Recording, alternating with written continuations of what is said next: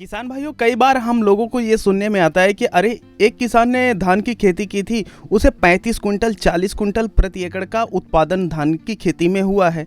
पर ऐसा सब लोगों को विश्वास भी नहीं होता है। अब विश्वास हो भी क्यों? क्योंकि सब लोग 35 कुंटल और 40 कुंटल का जो उत्पादन है ये प्राप्त कर नहीं पाते और उन्हें असंभव लगता है। तो आप लोग ये सोच रहे होंगे कि जो किसान 35 कुंटल 40 कुंटल का उत्पादन लेकर के आ रहा है, वह आखिर काम क्या करता है, किस तरीके से धान की खेती करता है कि उसे इतना ज़्यादा उत्पादन प्राप्त होता है। तो आज की इस वीडियो में हम आप लोगों को बताएंगे कि आप लोग धान की नर्सरी किस तरीके से तैयार करें कि जो आपका उत्पादन है ये बढ़ सके। देखिए, काफ़ी सारी प्रक्रिया होती है।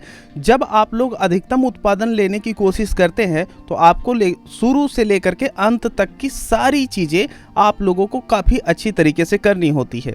लेकिन इस वीडियो में हम धान की नर्सरी पे बात करने जा रहे हैं, तो आप लोगों को बताएंगे कि धान की नर्सरी आप लोगों को किस तरीके से तैयार करनी चाहिए कि जो आपका धान का उत्पादन है ये बढ़ सके और आप लोगों को अच्छा उत्पादन प्राप्त हो सके। नमस्कार, मैं हूं देव मौर्य और आप लोग देख रहे हैं स्मार्ट किसान यूट्यूब चैनल।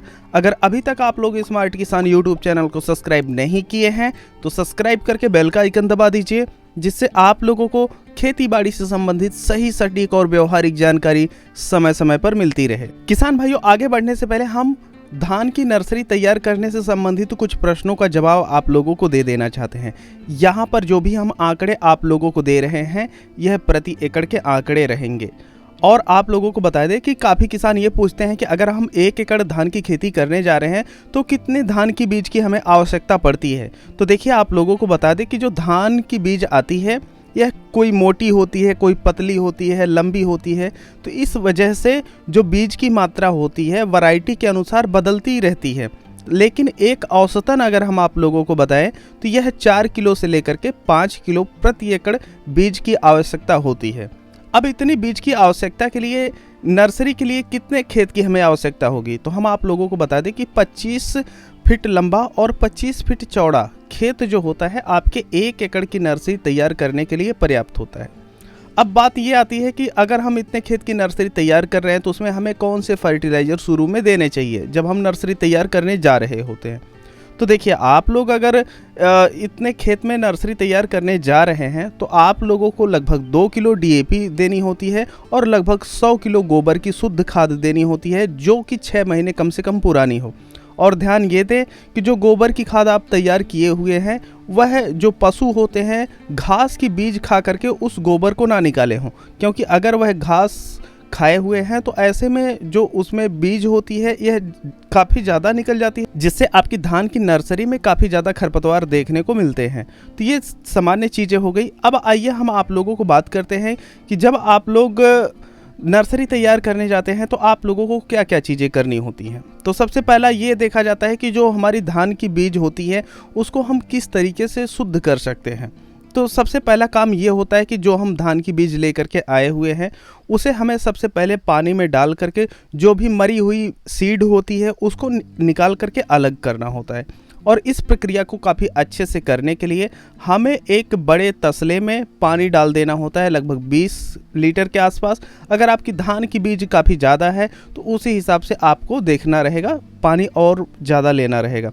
तो उसमें हम अगर 20 लीटर पानी लिए हुए हैं तो उसमें लगभग 250 ग्राम हम नमक डाल देंगे। अब काफ़ी लोग ये सोच रहे होंगे कि ये नमक क्यों डाला जा रहा है, तो आप लोगों को बता दें कि जब भी पानी में नमक डाला जाता है तो जो पानी का घनत्व होता है ये थोड़ा सा बढ़ जाता है, जिसकी वजह से जो धान की अधमरी जो बीज होती है वह भी ऊपर निकल करके आ जाती है। नहीं तो जो अधमरी बीज होती है वह कमज़ोर पौधे पैदा करती है नर्सरी में, जिससे जब आप उनका पौधरोपण करते हैं तो पौधे का जो विकास होता है अच्छे से नहीं होता है। तो इसके लिए हम लोग नमक डालते हैं। नमक डालने से जो अधमरी बीज होती है ये भी ऊपर आ जाती है और जो मरी हुई बीज होती है ये तो सामान्य पानी में भी ऊपर आ जाती है। तो आप लोग यहाँ पर देख रहे हैं कि किस तरीके से हम यहाँ पर पानी में नमक डाले हुए हैं और उसके बाद उसमें बीज डाल करके जो भी मरी हुई सीड है वो ऊपर आ गई हैं। अब इनको हमको छान करके एकदम निकाल देना है। और जब हम इस तरीके से निकाल देते हैं तो जो हमारी अच्छी सीड होती है वह नीचे एकदम बैठ जाती है। अब यह जो नीचे बैठ गई सीड है इसको हम छान करके अलग कर देते हैं और इस सीड को हम जूट के बोरे से ढक करके लगभग 10 से 12 घंटे के लिए रख देते हैं। अब जो हम सीड 10 से 12 घंटे के लिए रखते हैं तो उसके बाद हमें करना होता है उसका ट्रीटमेंट, जिससे जो बीज जनित रोग होते हैं वह हमारी फसल में ना आए, जिससे जो हमारी फसल का जो उत्पादन होता है यह प्रभावित ना हो। तो जो आप सीड का ट्रीटमेंट करेंगे यह कैसे करेंगे, ये काफ़ी आसान है। जो हम बीज 12 घंटे भिगोए थे, अब आप लोग यहाँ पर देख सकते हैं कि यह जो बीज है यह अभी भी हल्का भीगा हुआ है। तो अगर हम बात करें, हमारी जो सीड है 5 किलो है, तो ऐसे में लगभग 10 से 12 ग्राम जो हमारी फंगीसाइड होती है कार्बेंडाजिम मैंकोजेब, इसे ले लेना होता है और इसमें अच्छी तरीके से मिक्स कर देना होता है।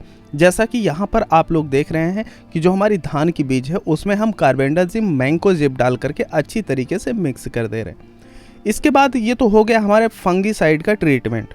अब जो फंगीसाइड का ट्रीटमेंट हो गया तो इसके बाद कीटनाशक के जरिए इसका ट्रीटमेंट किया जाएगा। और कीटनाशक से अगर आप लोग ट्रीटमेंट करना चाहते हैं तो ऐसी परिस्थिति में आप लोग क्लोरोसाइपर या इमिडाक्लोरोप्रिड ले सकते हैं। 5 किलो अगर आपके धान की बीज की मात्रा है तो ऐसे में लगभग आप 5 से 8 ml डाल करके उसको अच्छी तरीके से मिला दीजिए।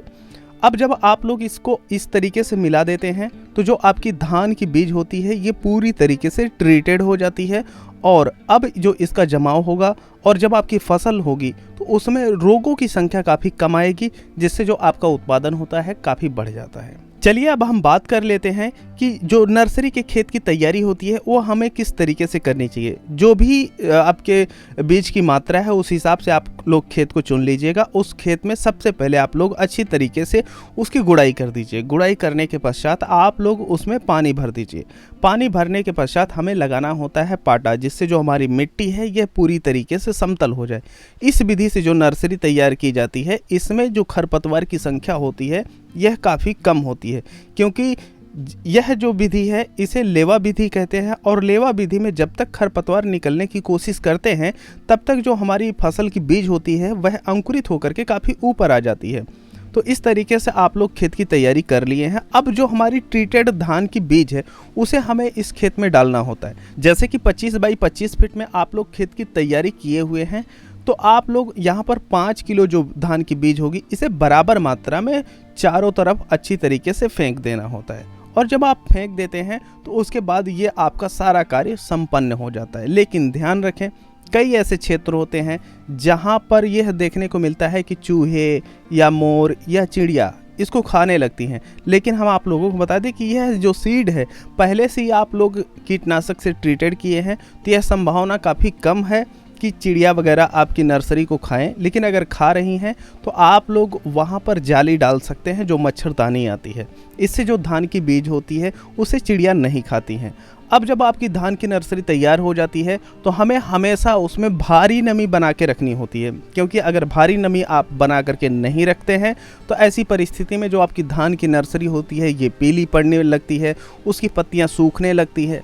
तो आप लोग लगभग 3 से 4 दिन के अंतराल पे जैसी आपकी मिट्टी में नमी रुकती हो, अगर उसमें बलुआ का अंश ज़्यादा है तो जो मिट्टी में नमी है यह कम दिन के लिए रुकेगी, तो उसी हिसाब से आप भारी नमी हमेशा अपने धान की नर्सरी में बना के रखिए। तो आप लोगों ने देखा कि जिस तरीके से हम किए हैं, अब यहाँ पर जो हमारी नर्सरी है तैयार हो चुकी है और यह काफ़ी हेल्दी भी है। तो इस तरीके से अगर आप लोग नर्सरी तैयार करते हैं तो आपकी जो धान की फसल में बीज जनित रोग होते हैं इनकी संभावना काफ़ी कम हो जाती है, जिसकी वजह से जो आपका उत्पादन होता है यह काफ़ी बढ़ करके आप लोगों को मिलता है। अब हम अगली वीडियो में बात करेंगे धान की नर्सरी में लगने वाले रोगों के ऊपर। अब आप लोग इस चैनल को सब्सक्राइब कर लीजिए, जिससे जो हमारी अगली वीडियो आने वाली है वह आप लोगों को मिल सके। बाकी इस वीडियो को हम सब यहीं पर समाप्त करते हैं। धान की नर्सरी आप लोग किस तरीके से तैयार करते हैं, धान को आपके यहाँ क्या कहते हैं, इसको कमेंट सेक्शन में ज़रूर बताएं। बाकी हम मिलते हैं आप लोगों से एक नई वीडियो में, तब तक के लिए चलते हैं। जय जवान, जय किसान, जय विज्ञान।